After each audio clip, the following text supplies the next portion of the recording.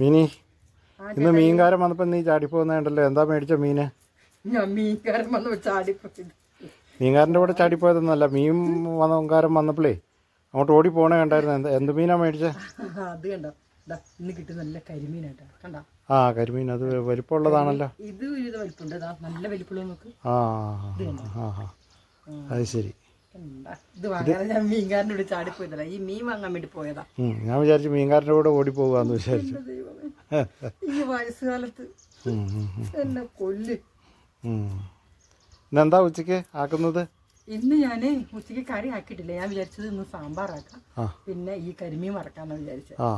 നല്ല കോമ്പിനേഷനാ അല്ലേ? ഓ, എന്നാ പിന്നെ ആരാ നല്ല കോമ്പിനേഷൻ നോക്കി വെക്കുന്നെന്ന് അറിയാവോ? ആരാ കോമ്പിനേഷൻ പറയുന്നതെന്ന് അറിയാവോ? അതുകൊണ്ടല്ലോ. വെക്കുന്ന ആള് മാത്രല്ല, ഈ കോമ്പിനേഷൻ നോക്കി പറയാനും കൂടി ആള് വേണമല്ലോ. അങ്ങനെ. ഓ, അത് ഞാനിത് രണ്ടും കൊളാക്കി തരും.